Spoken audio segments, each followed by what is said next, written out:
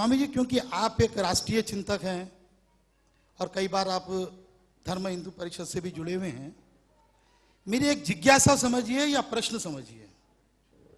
वो प्रश्न ये है कि युवती, नारी और जो किशोरियां जो व्यासपीठ पर कथा कर रही हैं, वो क्या धर्मानुसार सही है और हमारे धर्म के हिसाब से क्या न्याय संगत है? अगर आपको लगता है कि मेरा प्रश्न सही है तो एक बार थोड़ी ताली हो जाए, ताकि स्वामी जी को भी यह लगे कि मेरे इस प्रश्न के साथ में आपका प्रश्न भी इसमें जुड़ा हुआ है।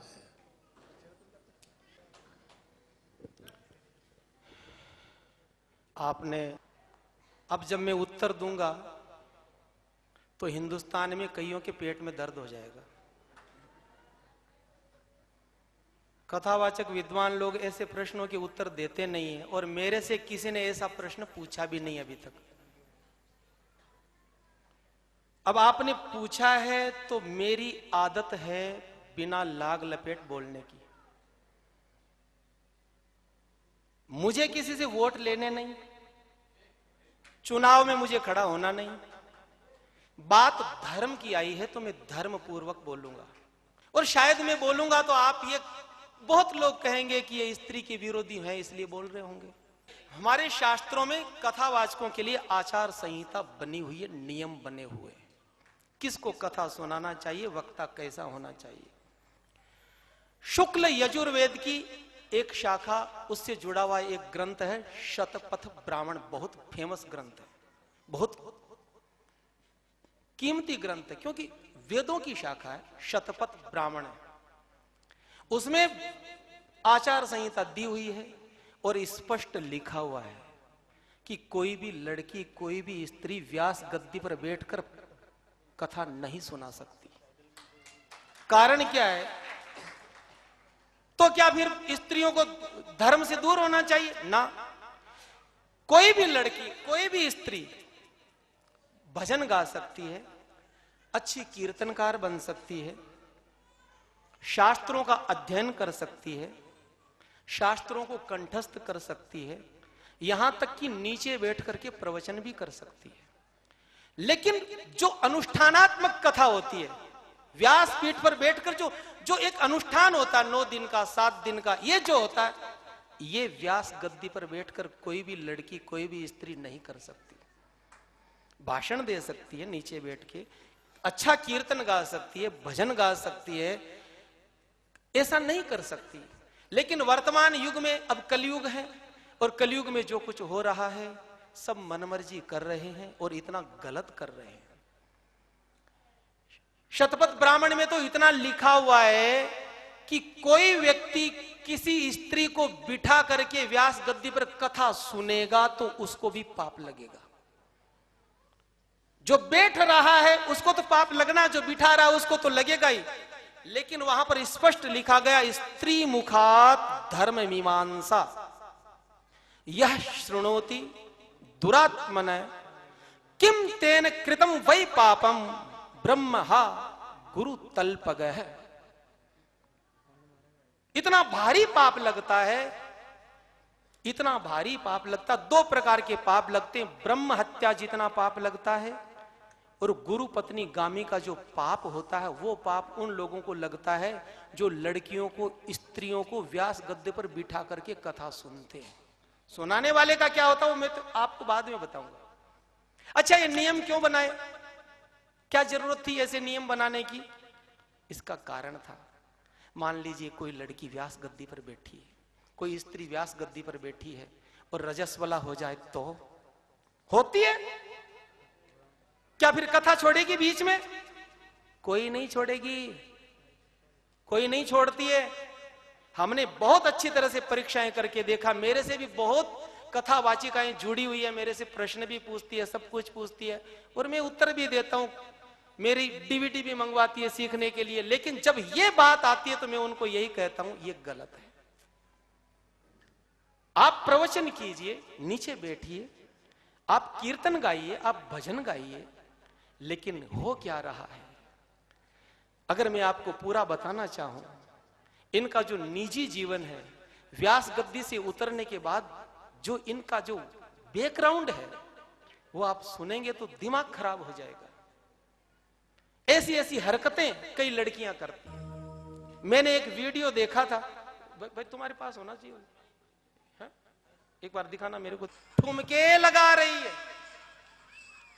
नाचना बुरा नहीं है, भगवान के कीर्तन में नाचना बहुत अच्छी बात है, लेकिन मैं यहां खड़ा होकर के अगर डांस करूं तो नरक में मुझे जाना पड़ेगा। ये गद्दी, इस पर बैठने का हक ऐसे नहीं मिलता है, बहुत तपना पड़ता है, तब जाकर कोई व्यास गद्दी पर बैठने का अधिकारी होता है।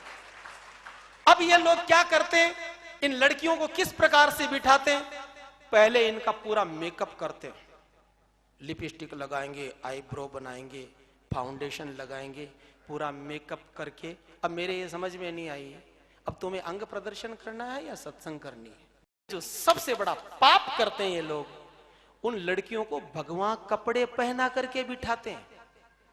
अब लिपस्टिक भी लगा रखी है और भगवा कपड़े भी है। आप जानते हैं भगवा कपड़े पहनने का अधिकार किसको होता है?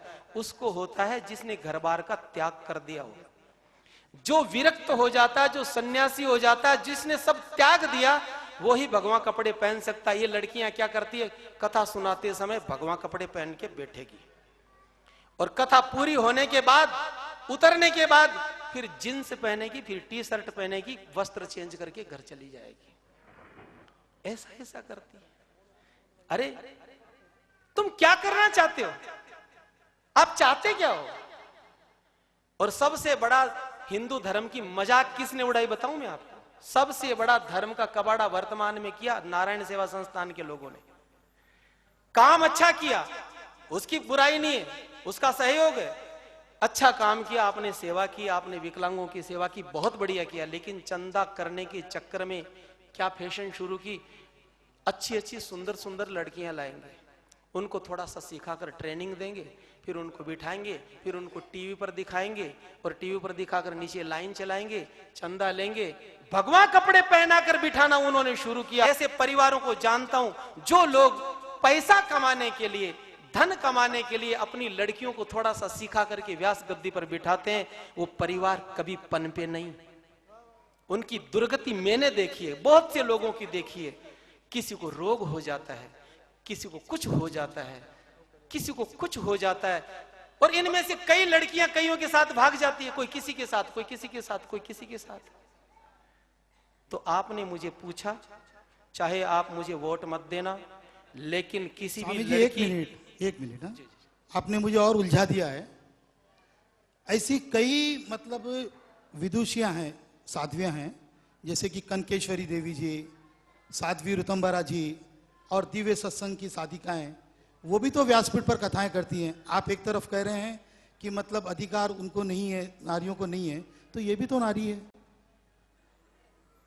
आपने फरमाया ऋतंबरा जी भी तो स्त्री है। ऋतंबरा जी स्त्री नहीं है, न वो पुरुष है न वो स्त्री है, क्योंकि उन्होंने घर का त्याग कर दिया, वो सन्यासी बन गए। जो व्यक्ति चाहे स्त्री हो या पुरुष हो, जब सब कुछ त्याग देता है, विरक्त हो जाता है, भगवा वस्त्र धारण करके सन्यास ग्रहण कर लेता है, तो वो स्त्री पुरुष नहीं होता, वो सन्यासी होता है। सन्यास ग्रहण करने के बाद में वो इन चीजों से ऊपर उठ जाता है, वहां स्त्री पुरुष के भेद खत्म हो जाते हैं, उनको अधिकार है, वो स्त्री पुरुष नहीं है। अरे आपको बनाना अपनी लड़कियों को तो ऋतंबरा जैसी बनाओ ना, बनाइए प्रज्ञा ठाकुर जैसा। मैं कहता हूं ये जितने ही लफंगे हैं अपनी लड़कियों को बिठा रहे हैं, ये लड़कियां करती क्या है? कभी देश धर्म की बात नहीं करती है, केवल पिक्चर के गीत गाए, थोड़े से ठुमके लगाए, कभी भी हिंदुस्तान की बात नहीं करती, कभी धर्म की बात नहीं करती, कभी लव जिहाद के खिलाफ नहीं बोलती, केवल चंदे की बातें होती है। आप बनाओ अपनी लड़कियों को, ज्यादा ही शौक हो कथाएं करवाने का, तो बनाओ ऋतंबरा जैसा। अवधेशानंद जी महाराज, उसके बाद में रामभद्राचार्य जी महाराज, जब ये गलत हैं तो मुरारी बापू जैसे अभी राष्ट्रीय प्रखर संत बोलते हैं, तो वो लोग क्यों विरोध नहीं कर रहे हैं? क्या उनमें सामर्थ्य नहीं है कि हिंदू धर्म को बचाने का? आपने फरमाया आदरणीय मुरारी बापू जी का नाम लिया, वो मेरे लिए बहुत ज्यादा पूजनीय है, क्योंकि मैं जो कथावाचक बना वो मुरारी बापू को ही देख करके सीखा और मैं रामकथा वाचक बना। मेरे लिए वो बहुत आदरणीय है, बहुत पूजनीय है। लेकिन जब धर्म की बात आपने पूछी है तो फिर अब उत्तर तो मुझे देना पड़ेगा। मुरारी बापू क्यों नहीं बोल रहे हैं? इसका कारण है वर्तमान में आदरणीय मुरारी बापू जी सेकुलर हो गए, धर्मनिरपेक्ष हो गए। बहुत पीड़ा के साथ में मैं कह रहा हूं, ये ऐसा नहीं होना चाहिए। वो इस समय भ्रमित हो गए, वो कंफ्यूज हो गए, वो तय नहीं कर पा रहे हैं कि मैं हिंदुओं का धर्मगुरु हूं कि मुसलमानों का हूं।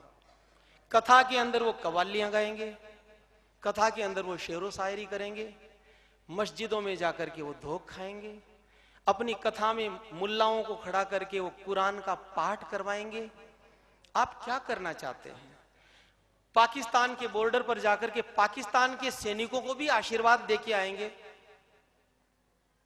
जलती हुई चीता के दूल्हा दुल्हन को फेरे कटवाएंगे।